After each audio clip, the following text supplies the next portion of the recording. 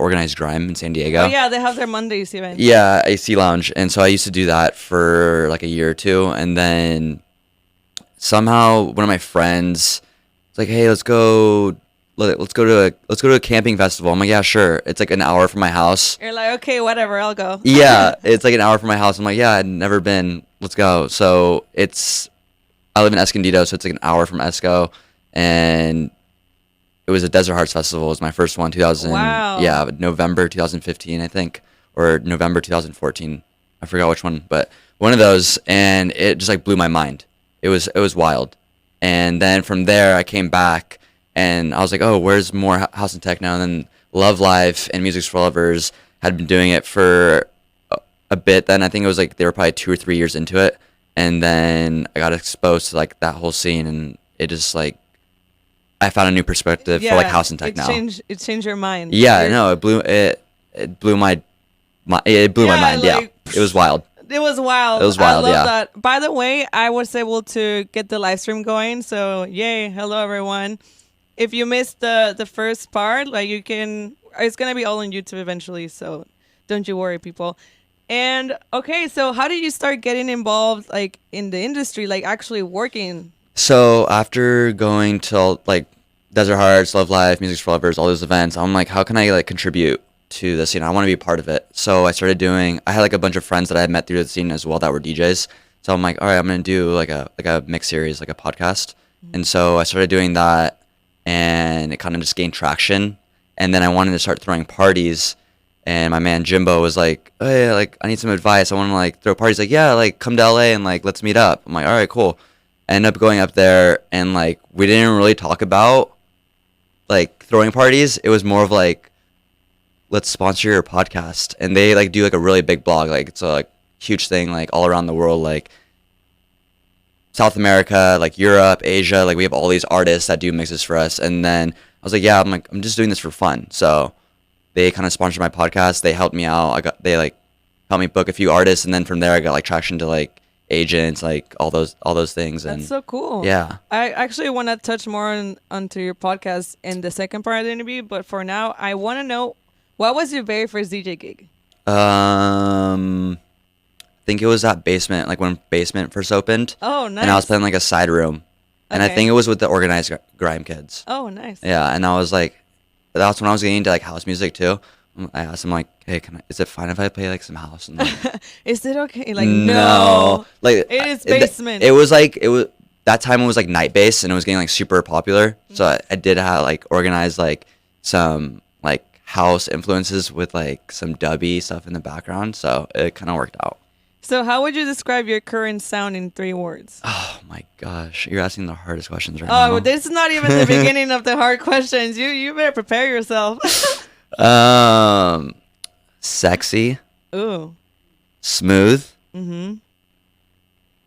Clean. Oh, we got your girlfriend right here. Can you agree with all those? Yeah. Okay, she agrees. Can I add another word in? Yeah. Minimal. Okay.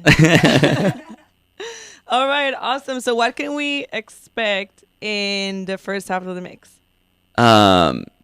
Basically what I just described. No, yeah, that I made that today. I was like, you said 20 minutes. I was like, all right, let's do like a short, like 25. Yeah. And yeah, it kind of picks up towards the end, and then yeah, it should be nice. Okay, I think I'm excited to hear this sexy, minimal, clean. What was the other word? Fresh? Did I say fresh? I don't even remember. I don't even know. We're gonna have to watch it. We're gonna have to watch the interview again. Yeah. All right, everyone. I hope you all enjoyed this mix, and we'll be back in 10 minutes to continue the interview. So don't go anywhere. And you're listening to KCR College Radio, the award-winning sound of states. Oh, and lastly, I want to give a shout out to the SC Voyager magazine for featuring me on the Trailblazers. How do you say? Trailblazers. Yeah, I can't even Sorry, say my either, Mexican, my Mexican came out right now. Yeah, dude.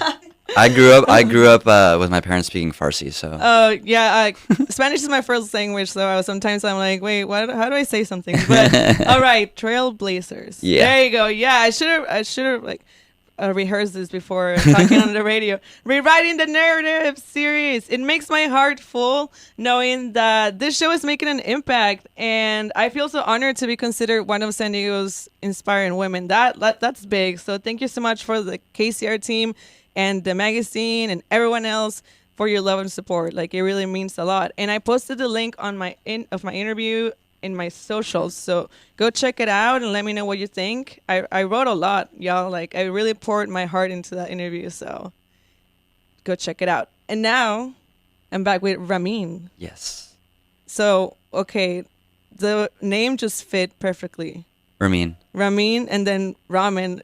Like, you made that like your profile picture on Facebook. Yeah.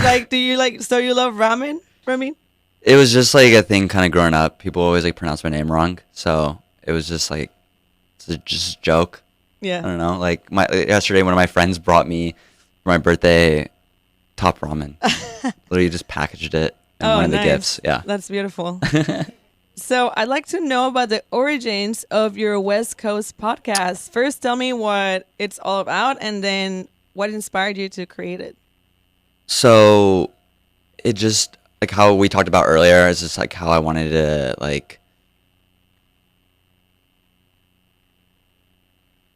share with everyone that like people haven't experienced. Yeah. And the music's just amazing. People are like always listening to the radio or just some stuff that doesn't intrigue me at all. And you want to share something that's like something new, you know, it's like danceable, but like nothing crazy. Like it's not blaring at you like certain like other types of music. But yeah, I just wanted to just get into the scene and like help out and share like good music. So like, but what was the moment when you decided that you wanted to create this podcast? I was actually like like how I started it. Like I was literally just sitting in my room, like it's like just like browsing SoundCloud. I'm like, there's a bunch of podcasts, and I'm like, okay, like these are cool. Like, all right, these are cool, but that artist that I'm looking for isn't there.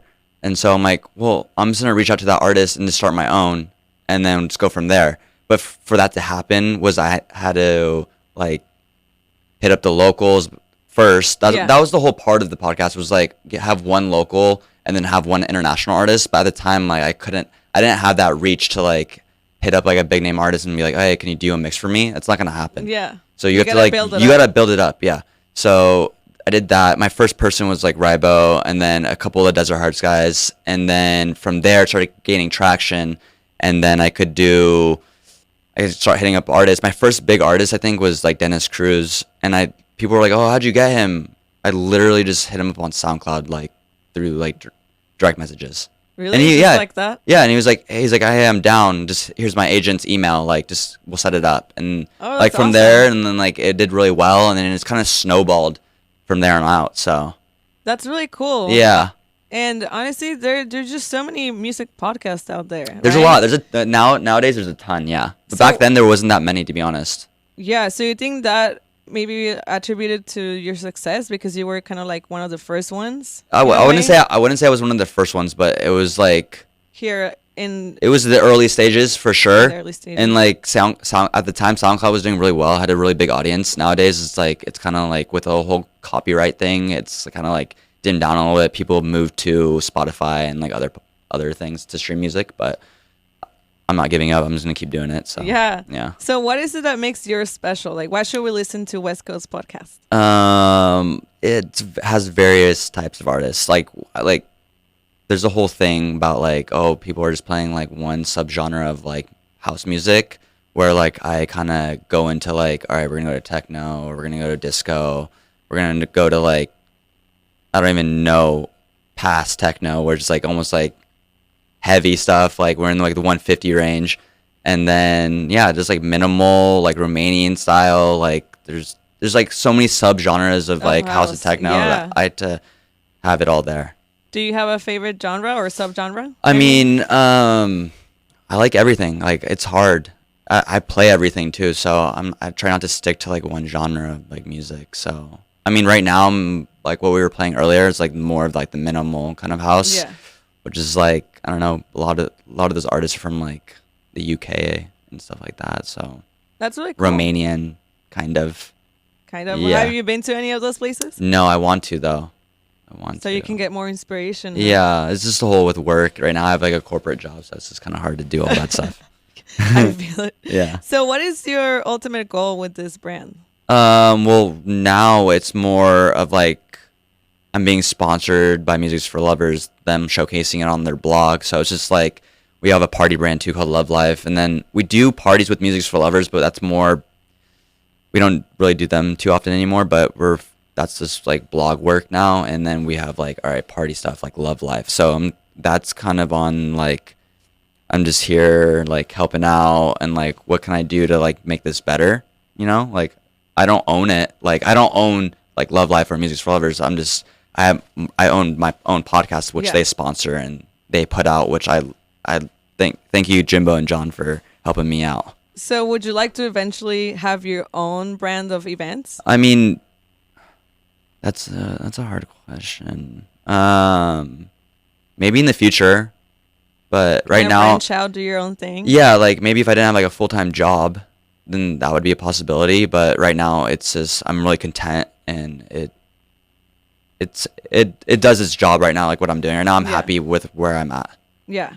With the podcast, at least, yeah. So what are some of the key elements for making a podcast grow, in your opinion? Like what has worked for you and what hasn't? Well, it kind of depends. Like when I first started it, I would say like the first like 30 episodes did like 35, maybe up to 40 episodes. We just hit 100 like last month. Nice. But I said like the first 30 or 40 episodes did really well. And that was based on because of SoundCloud, like the audience, there was a lot more people that use SoundCloud, and then there's like a whole copyright thing, and they lost like a lot. So, what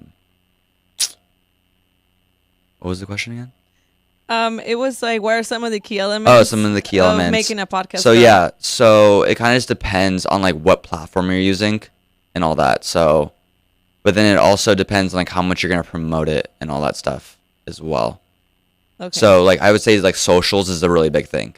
Like, back then, I didn't really promote it at all. Oh, really? You were just kind of doing it for fun? Like, I would just post it, like, on my, like, Facebook. Yeah. Like, I didn't have, like, Music for Lovers, really, at the time. Yeah. I think they came in around, like, 15 episodes or something. Oh, nice. Yeah. Yeah, it's kind of what I'm doing right now. Kind of just doing it for fun and like, you can, like, well, now, like, I saw, like, your shares, and there's, like, 9 shares, and I'm like, wait, 9 people shared this already? And it was just you, but you had, like, shared it with like different groups. Yeah. Like now there's like groups on Facebook. Like back then, I don't think there was groups and stuff like that. No. Yeah. So yeah, and a lot of the traction also comes from that, like groups and just all the people that you never know who's watching. Like it's funny when you see it from like the business page, like when you get like the statistics, like it reached like 1,000 people. Oh my God. They don't like really do anything about it. There's like stuff on like on SoundCloud, you get the same like analytics and stuff like that, and then I think there was like one time, I don't know, I had Lee K. Have you ever heard of Lee K? Yeah. Yeah, she's like one of the San Diego like tech house DJs out here, doing really well. I think she plays for Crossed, and I think she did a mix for me, and then I looked at the statistics, and I rubbed it onto you. Like Richie Houghton was like one of the plays, or like Joseph Capriati, like someone from like Enter or something, like one of the labels, like listened to it, and I was like, holy crap, like they just listened to like one of my mixes on here. So like it's pretty cool seeing all that data and stuff like that. No, yeah, no, it really is, because you never know who's watching, right? Who's noticing you.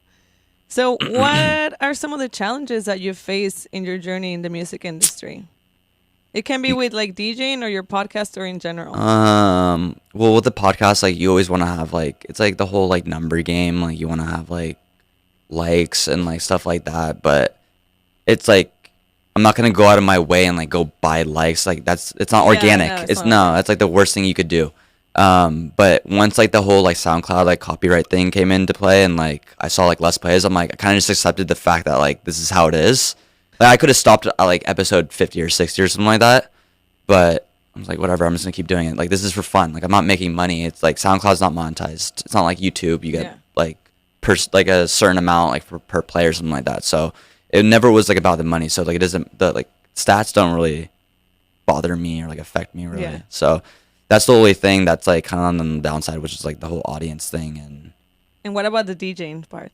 Well, that's a whole different conversation. But like, I don't know. Like trying to follow up on like another DJ, like trying to like keep the same vibe going or Yeah. like the same drive. You know.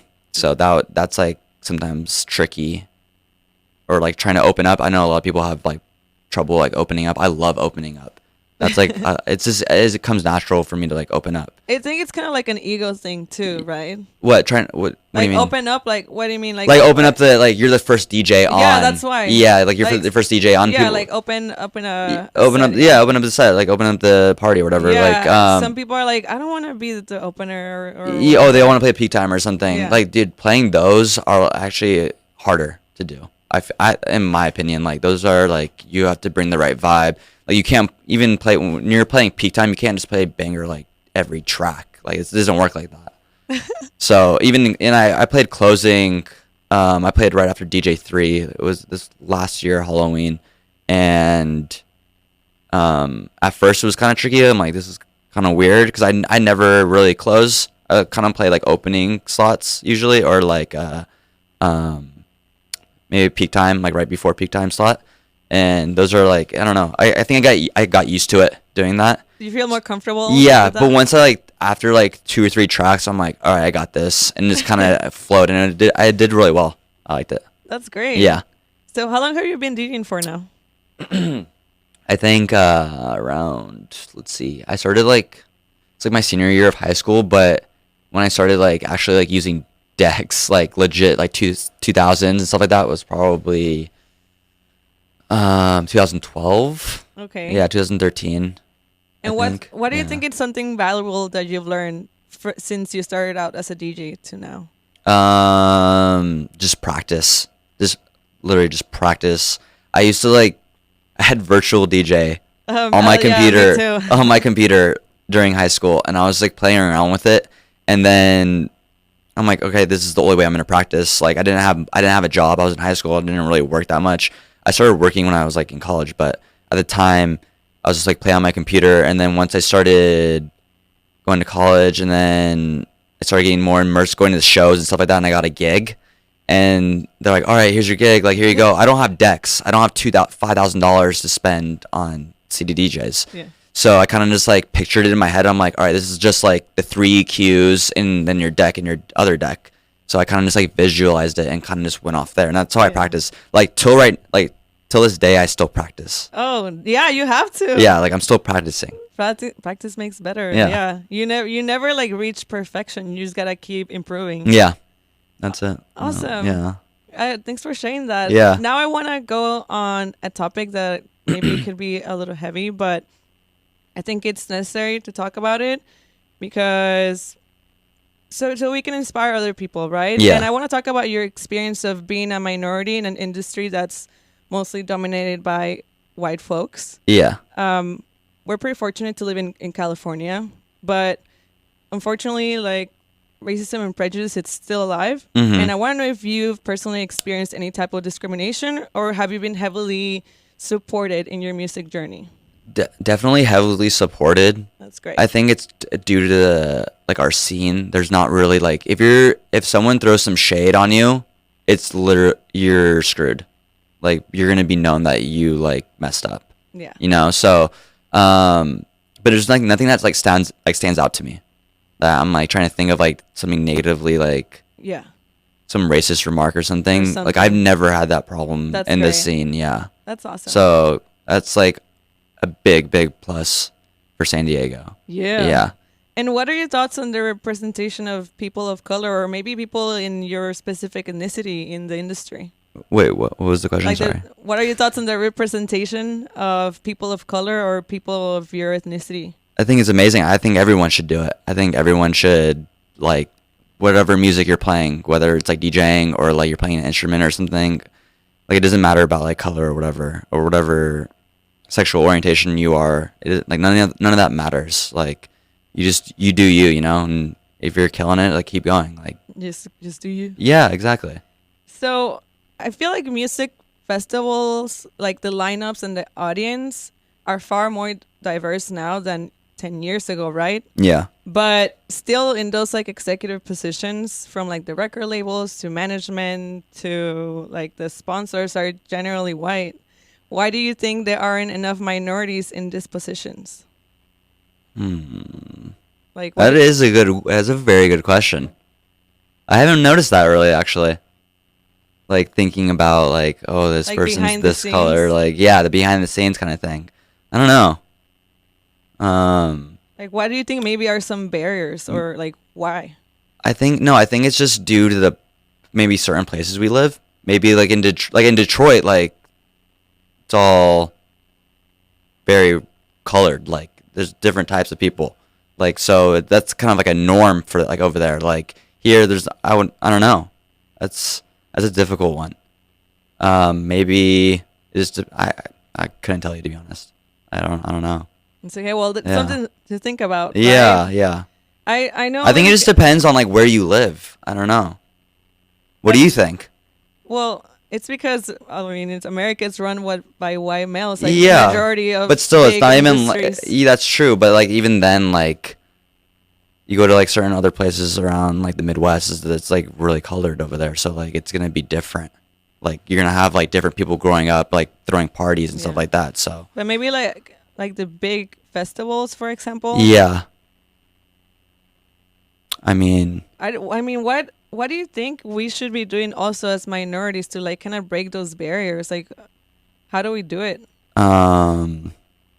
like I said earlier, I mean, if you're like into the music, it doesn't matter what color you are. Like you just do you, and I don't think that maybe like definitely there is with people like the kind of like, oh, you can't do this because you're this person, like you're from this place or whatever. So like that is probably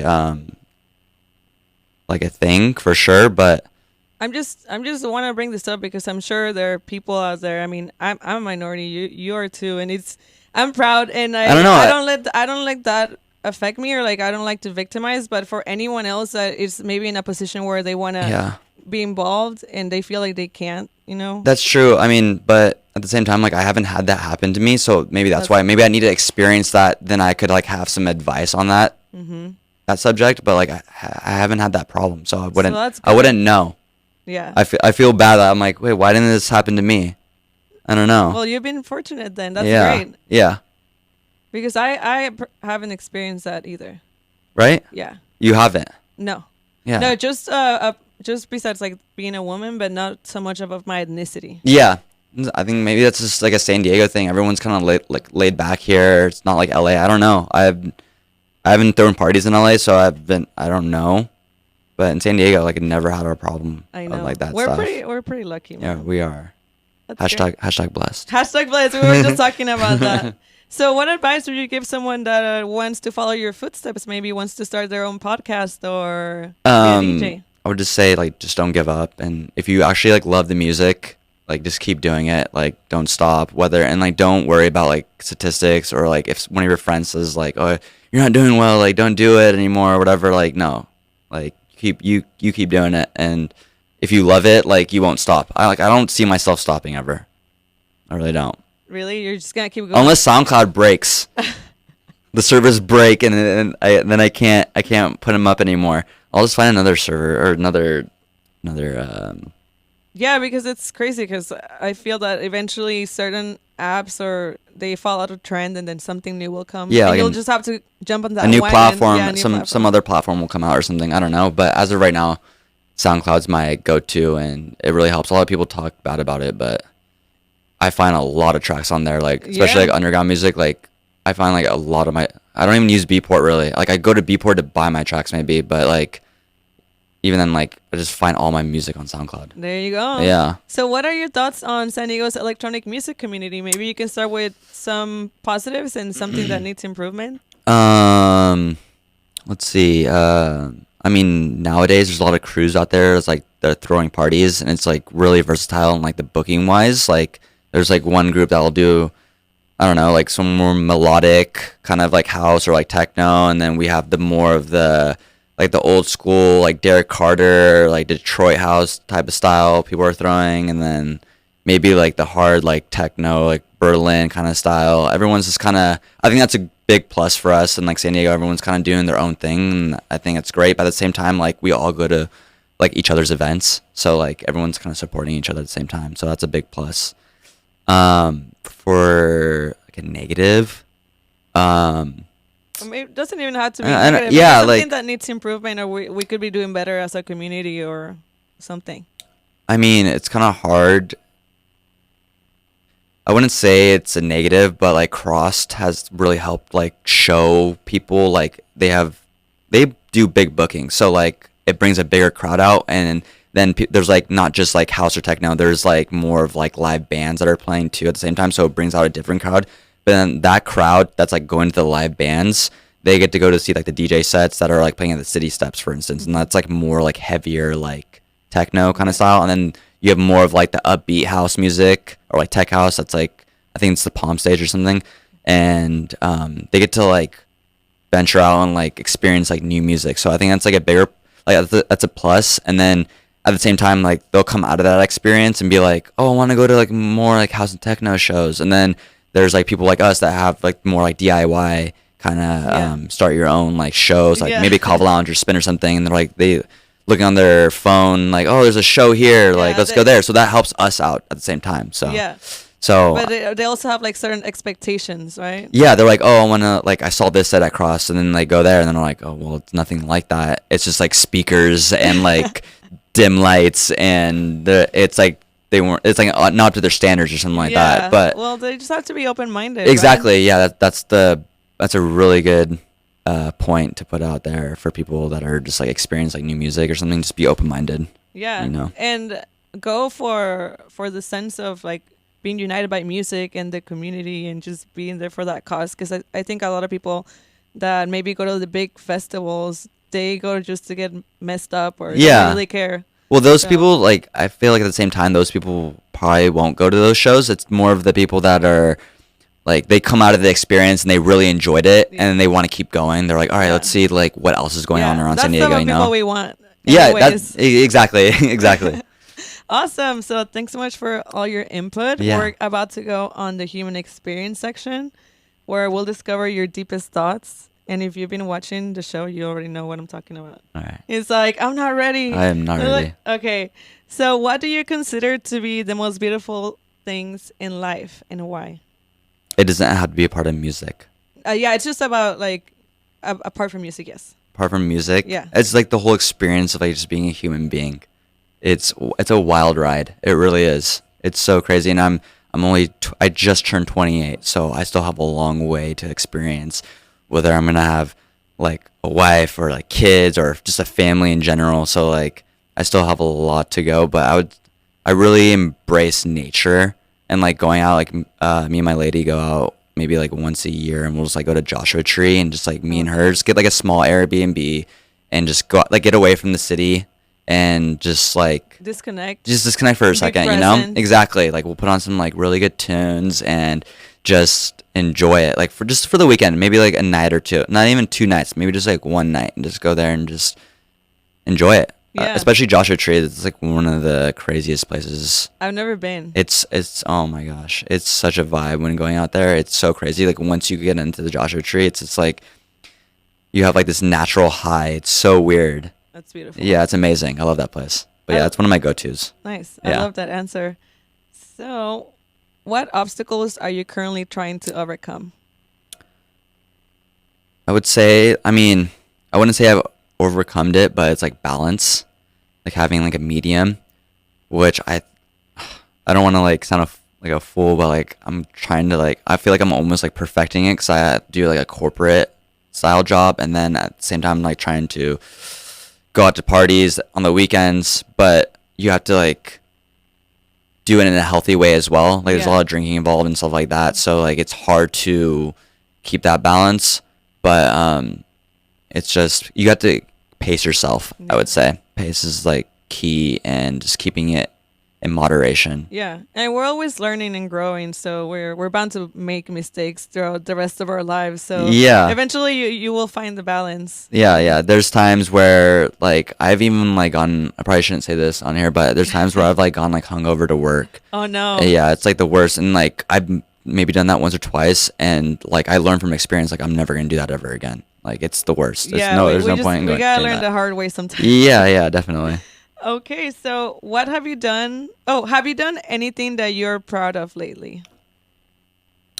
Yes.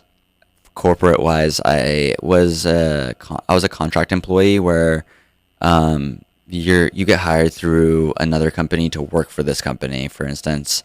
So like you're not like a part of like the family, but just recently, I think it was like 2 months ago, maybe they offered me a full time position after like 2.5 years. So that was like I overcome that, and it was just kind of like a waiting game. Oh, Yeah, so it finally happened, and it was yeah, I was super stoked. So proud of you. Yeah, thank you. Awesome. So, what is the biggest change you've made in your life this year? Since the year is almost over, let's reflect. Okay, so I think I'm just gonna take it back to where I was like talking about balance. Mm-hmm. I said, like when I first got into the scene, like it wasn't that bad, like the first like 2 or 3 years, but then like maybe like around like 5 or 6 years, I'm like, all right, like I'm getting older too. I think that's a big factor as well as like just getting older a little bit. But I would say like from last year to this year, I think I've like, all right, the moderate, like keeping it in moderation and like pacing myself, I'm doing it a lot better now. That's great. So yeah. Congrats. Yeah, thank you. Adulting, hashtag Yeah. adulting.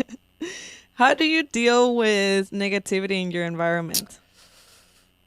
You seem like a pretty chill guy. I don't imagine you getting No, that you easily. literally just hit the spot right there. Like when it comes to stuff like that, I kind of just like put my horse blinders on and like keep going. Like it doesn't affect me, but the only time it'll affect me is when like it's like brought up like multiple times, and then I kind of have to put my foot down and like say something, which I'm not a big fan of like confrontation either. Yeah, same. So I'm like I kind of just like do my own thing, but if it's like a problem and it keeps persisting, like then it's like, all right, we You'll have have to confront it. yeah, we'll have to talk about this and like fix it. But to be honest, that rarely happens. So I just keep going, and That's good. yeah, Just let it slide. yeah, it's like basically yeah, just let it slide, let it go. Do you have any words or a quote that you live by? No, no, Okay. no. I kind of just like I don't know. You just live your life. Yeah, you just go with the flow. Like I mean, that's like definitely a positive to have some of those like in your thoughts. Yeah. But kind of just like go with it and just be positive. Yeah.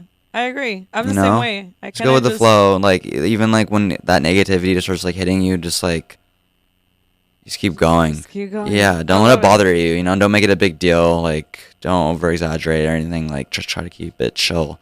Yeah. And like when you do that, it really does help you like balance everything out. Awesome. Yeah. Thanks for the advice.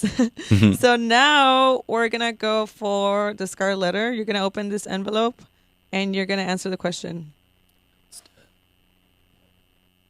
That's the last letter because I thought this was gonna be the final show. So I don't know what question is in there. I like this like Game of Thrones kind of stamp that you got going on. This is dope. Thanks. You can keep it. Yay. All right, I'm just gonna rip this out. Yeah. Go ahead.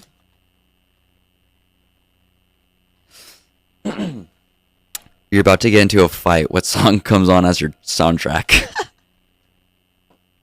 This is good.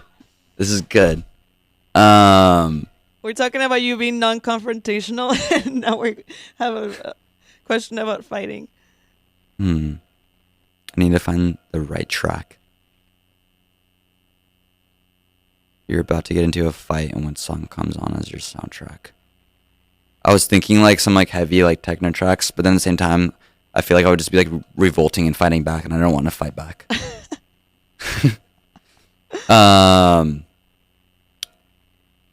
There's this track by Minilog. I'm gonna use my phone real quick. Okay. Is that fine? Yeah, go ahead. Just give me 2 seconds. Yeah.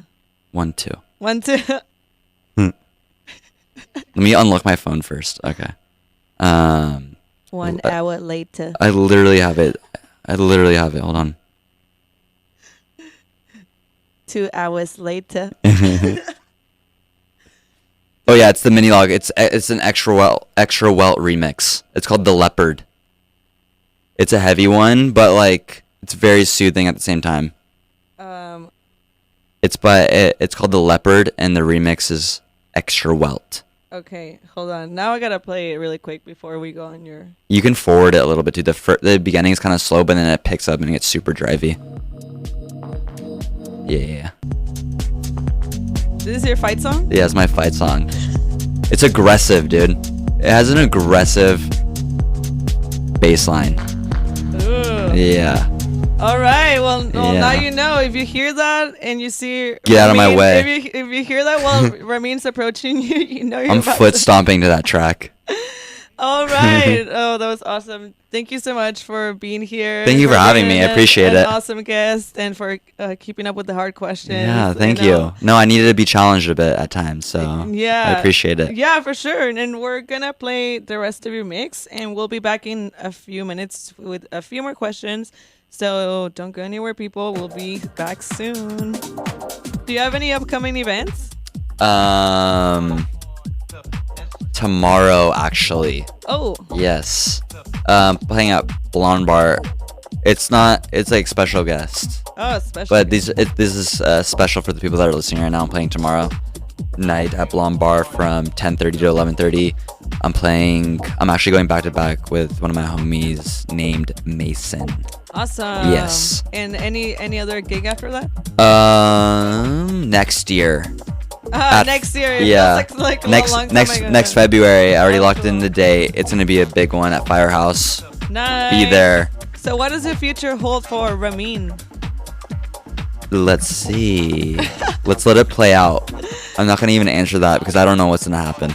Yeah, I love that. Yeah, me too. I couldn't tell you. I don't know how people like plan have Tomorrow- like 5-year plans. Like I don't know. Tomorrow I can be fired from my job and I just focus music. I don't know what's gonna happen. You don't know. The future's so uncertain. It You is. Can't really say. I couldn't tell you. Okay. Any last shout outs or anything that you want your fans to know? Just big ups to all the guys out there like Divinity, Stay Bad, The Umbrella All Crew, the homies. Music's for Lovers, Love Life. Sorry if I missed anyone, but those are the ones that are standing out to me right now. They're killing it. So Yeah, awesome. Yeah. Thanks again for being here. Thank you for having me. And thanks for girlfriend. Girlfriend. Shout out. You're awesome. Ashley. And Ashley. And I'll be posting the interview and the full show on YouTube this weekend. So just stay tuned for the links. Have a good night, everyone. Later. And see you next Thursday for the season finale. Woo!